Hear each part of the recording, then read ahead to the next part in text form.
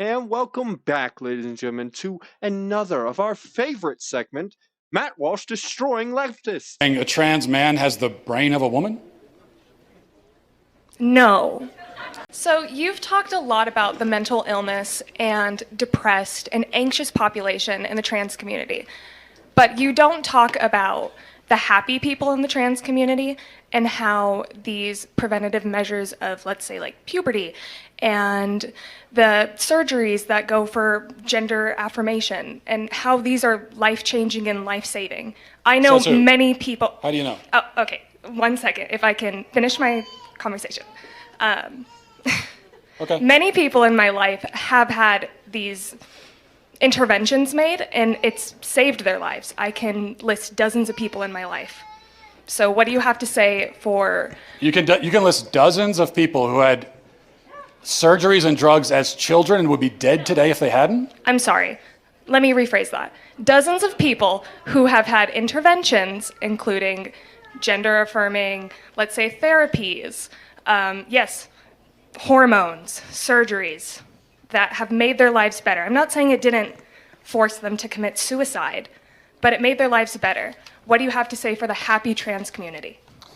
I guess I would throw back at you first, because the burden of proof is on you on this one. And I'll explain why the burden of proof is on you.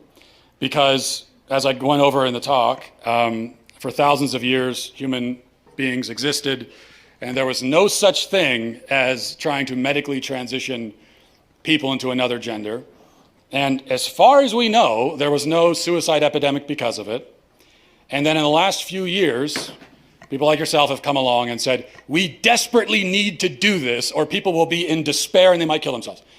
So you are making a claim that contradicts common sense, science, biology, also the entire experience of the whole history of the human race. And so what that means is that the burden of proof is on you to support it. And so I'm going to ask you, you said that people need this stuff so they can live happier lives and potentially it'd be life-saving, you said even. Aside from your anecdotes of your friends who told you so, how do you know that?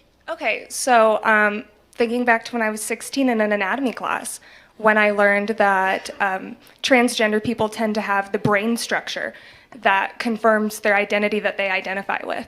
And you can look that up. That's a fact. I will look that up. Yeah, it's a fact. I will look that up and I won't find it. Yeah. It's not a fact. Oh. It's not a fact. Should we all pull out Google really quick and look? So you're saying a trans man has the brain of a woman? No.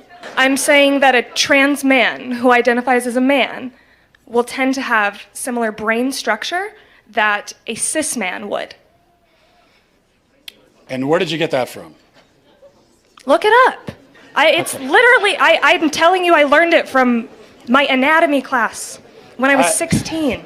And I looked up the fact before I walked up here because I knew that you would ask. Okay. That's not true, but it also doesn't answer the question. So let's try to stay focused on one false claim at a time if we can, because we might get bogged down. Okay. So you actually started by saying that blocking puberty, which is chemical castration of a child. Just one example, yeah. Yeah, is life-saving. It can be. How do you know? Because there are children who have been suicidal that have had these interventions made. What children? How do you know? And how many children have had that done Me personally, and then I are haven't still met suicidal? children. Me personally, I haven't met enough trans children to answer that question. Okay. But I know You that are the making- research exists. You're making this statement, you're stating it as a fact in front of all these people. There must be a reason, there must be something that you encountered that led you to this rather radical conclusion that to save a child's life, you have to chemically castrate him. Not every child. No, sir. Okay, well that is what you just said. The drugs we give to kids for puberty blockers, so-called puberty blockers, originally are cancer drugs used to treat prostate cancer. They're also used to chemically castrate sex offenders and child rapists. Now we give them to physically healthy kids. You're saying that we need to do that or they will die. And so one last time I'm going to ask you, what evidence do you have of that remarkable claim? I don't think I claimed that every child would benefit from that. Well, no, I didn't say you did. Okay, You well, said no, puberty you blockers did. You did. you said puberty blockers are life-saving. What I evidence do you said have for that? they can be. So The how do you evidence know? is the encounters with patients who have had these procedures done, and it has saved their, I don't want to say it saved their lives, but it has made their lives better. I can't confirm whether or not they're alive right this second, but there are children that it has helped. So what do you have to say for the happy trans community who has benefited from these procedures? That's my question I guess what I for have you. to say is that your entire question is built on a whole stack of false premises that you can't begin to even remotely defend. So it's a faulty question from the start. I reject your premise. I absolutely reject that there are any kids who need to be chemically castrated in order to be happy. Okay, let's, I reject that in order to be happy. okay, let's. I reject that.